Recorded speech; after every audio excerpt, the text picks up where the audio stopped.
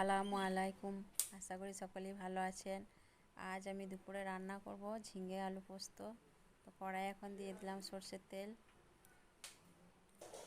তেল গরম হয়ে গেছে, এখন ফোড়নের জন্য দিয়ে দিচ্ছি কালো জিরে। ফোড়ন দেওয়ার পর একটু ফোড়নটা নেড়ে নেব।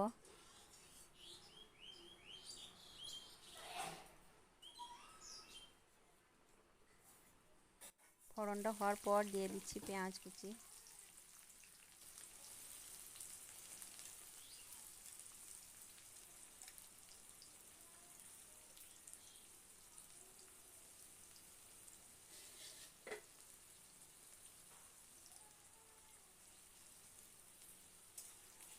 পেঁয়াজগুলি একটু লাল করে ভেজে নেব।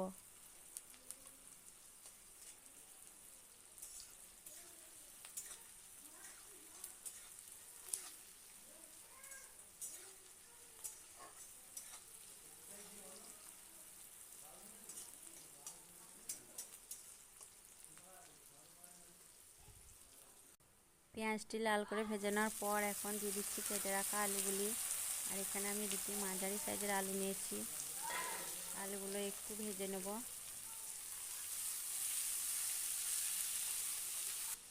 আলুটা ভাজতে ভাজতে আমি দিয়ে দিচ্ছি আন্দাজ মতো নুন, লঙ্কা গুঁড়ো ছোটো চামচে 2 চামচ। আমি রান্নাটা একটু ঝালঝালি করব, পরে আবার কাঁচা লঙ্কা দেব। আবার আমি ভালোভাবে আলুটা ভেজে নেব।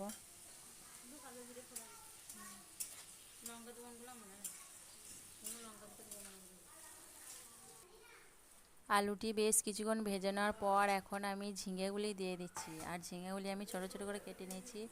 ঝিঙেগুলি দেওয়ার পর আবারও কিছুক্ষণ আমি ভাজতে থাকব। ঝিঙে আলু বেশ কিছুক্ষণ ভেজে নেওয়ার পর এখন আমি ঢাকা রেখে কিছুক্ষণের জন্য রান্না করে নেব আলু সেদ্ধ হওয়ার জন্য। কিছুক্ষণ ঢেকে রেখে রান্না করার পর এখন আমি খুলে দেখে নেব আলু সেদ্ধ হয়েছে কিনা।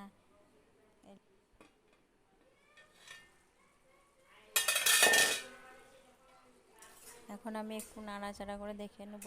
আর ঝিঙে রান্নাটায় আমি পানি দিইনি, ঝিঙে থেকে পানি বেরিয়ে এসছে।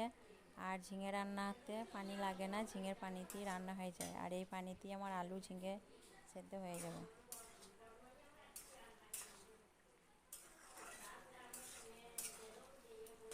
আলুটি আমার প্রায় সেদ্ধ হয়ে এসছে। আর এই ফাঁকে আমি একটু নুন ঝালটি দেখে নেব।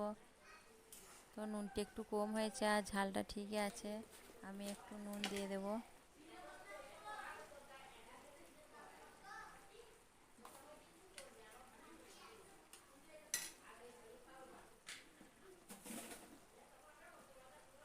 দিয়ে দিচ্ছি সামান্য চিনি, খেতে ভালো লাগবে তাই।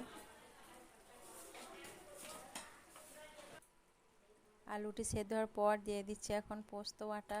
আর পোস্তর সঙ্গে আমি সামান্য গোটা জিরে দিয়েছিলাম, কাঁচা জিরে, একসঙ্গে বেটে পোস্তর সঙ্গে দিয়ে দিচ্ছি।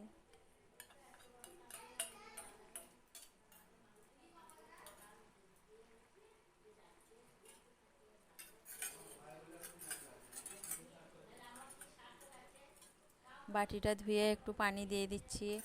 আর একটু নাড়াচাড়া করে পোস্তটা ভালোভাবে মিশিয়ে নেব।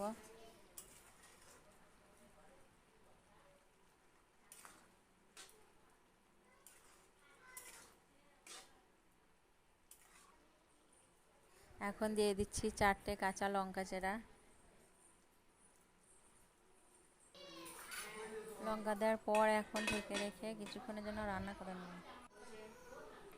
কিছুক্ষণ পর আবারও আমি ঢাকাটা খুলে দেখে নিচ্ছি। তো পোস্তর একটা কি সুন্দর গন্ধ বেরিয়ে আসছে। আর কালারটাও কত সুন্দর হয়েছে, লাল লাল। আর পোস্ত খেতে কার না ভালো লাগে, এই গরমের দিনে হালকা নিরামিষ খাবার খেতেই ভালো লাগে। আর শরীরও ঠিক থাকে। তো রান্নাটা আমার হয়ে গেছে, এখন একটা প্লেটের মধ্যে তুলে নেব। আর আমার ভিডিওগুলো যদি ভালো লাগে অবশ্যই লাইক কমেন্ট শেয়ার করবেন। আর আমাদের চ্যানেলটি সাবস্ক্রাইব করে আমাদের পাশে থাকবেন। সকলেই ভালো থাকবেন, সুস্থ থাকবেন। আল্লাহ হাফিজ, দেখা হবে আবার পরের ভিডিওয়।